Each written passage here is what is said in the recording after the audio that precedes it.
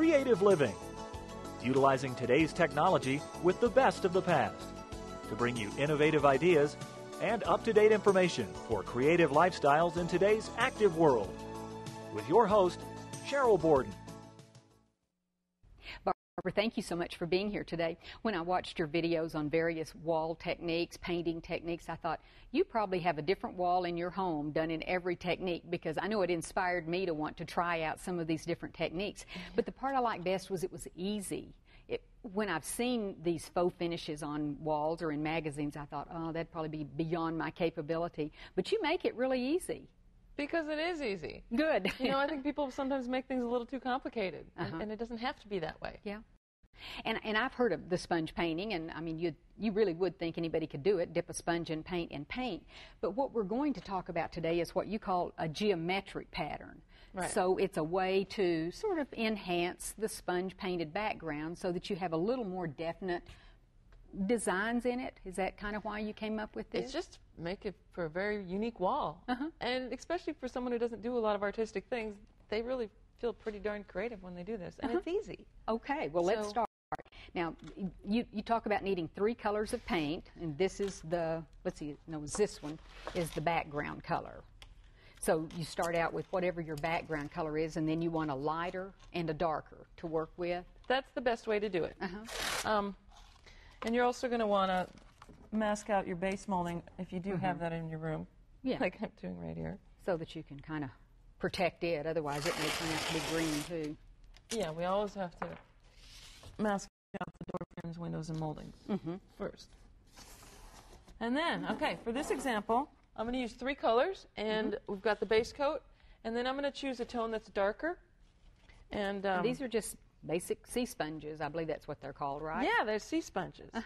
And they're a lot of fun to work with. First, you want to get it wet so it's nice and pliable, you know, because they're kind of firm at first. And then, soften them up. Now, and do you as need you can to sponge see, off on anything? Or do you go directly from the pan onto the wall? Well, first I put my paint on the plate. Yeah, okay, we should probably get to that point. But I guess I should talk about the paint first. And a lot of times with faux finishes, you know that we're always mixing paint and glaze, which makes it just a little more complicated. But with this sponge painting technique, we don't need to do anything like that. It's just paint. Just latex paint straight out of the bottle straight or out the of can. Okay. Yeah. Water-based paint, so it's washable. And you're getting a lot of paint on the sponge. I'm putting it in a plate and putting it on the sponge, and then I'm going to take some paper tape, which is this Easy Mask stuff. You know, they have different widths. Oh, what's that, about 4 inches? Or? So you just decide what width you want to make this geometric pattern. Well, this tape I just find works fabulous for this technique. So, and I noticed you put it on, you move it, you take it off, so it can be used over and over. I just ripped it off. I'm going to put a piece on, and I'm going to take my sponge, and I'm going to sponge along the edge. Start at the edge. And then I'm kind of feather it up.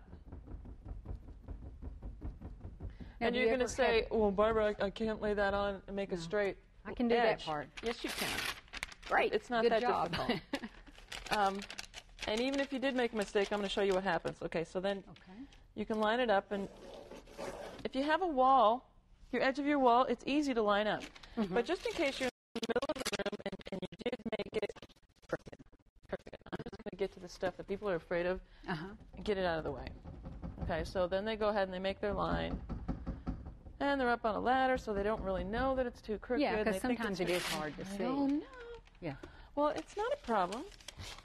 What you do is take your tape, put it on straight. Put it down again. Okay. Now you know how to make it straight because you can see how far it's off. And because you feathered out, it's not going to even show that you ever moved the tape. Oh, no, I not see. at all. So then I want you to take this and go around the room at different places. And there's no right or wrong. You design your own geometric pattern. I know, just space them out approximately the same. And I'm working with one color, the dark. And just feather it out. Like that. And then after a while, switch colors. And switch tapes in. Okay. Yeah. Okay. And these are all supplies you can get at your local paint store or craft store? Any paint store is going to have this stuff, sure. And of course, when you're in a large room, this paint is dry underneath, but I can do this sample with it being a little damp under there. And then I'm going to take another sea sponge and my light color. Oh, you're going to go the light one now. This was the dark you started with, okay. Right. And again, start with the line. And you're going on top of the other one. I see. Yeah. It takes a little while just to build this all the way around the room, but you just keep doing it. Now, is this a technique? I know sometimes with wallpaper, you'll put wallpaper on one wall and painted effect on the other three. Is faux finishing something that you would do on all 4 walls? Or is it usually done on a focus wall? You know, I think that's kind of, the room kind of tells you what to do. Usually I like to do things on all walls. Oh, What did I just do a job for somebody, and then they wanted me to start the finish on one wall, and I do one wall, and then, no, we need to carry it around the room. Yeah, so pretty soon it's all 4 walls done. So you can start with one wall, and you might decide to do the whole room. And I'm just going to continue building this. And like you say, this paint dries awfully fast, and Sure. if you get it on you, like you obviously do, and do you wear gloves, or do you usually? Usually I do wear gloves. If I'm doing a big project in a room, you're going to build up paint on your hands. Okay. So after we would do this in various spots, how do you finish this off so that it doesn't look choppy? Well, like this one's all blended together. Go with the light color? I would just keep building it, and if you have spaces, you can start filling them in. And that's just the light color alone over the base coat. Yeah. And at this point, it's more just what you think looks good, isn't it? Yeah, I just want to make sure that they're sponging over the whole wall. Do people ever go sponge, sponge, sponge straight across in a straight line? Which would not look... What do you mean? Well, like you kind of, yours is more of a random pattern. I would think that would look better, but some of us who are real specific when we do things, that would not look as pleasing, would it, if you just went straight across? Well, no, you have to feather it out. Okay. It's part of the look. You're going to want to, because you're going to want to keep covering more space. And you can come back in with the other colors on top. Oh, go and back I want to you the to just dark. keep building the surface until you have a sponge over the whole entire room. And now this kind of paint just dries. You don't have to put another finish on top of it or whatever. No, it's just paint. So it's done. Let's take one last look at this. And it wouldn't take long to do a whole wall this way, would it, when you're building it up like this? No, it's just layers. I mean, you can feather these out with larger patterns. I mean, obviously, this is a tighter pattern to fit within the small board. Sure.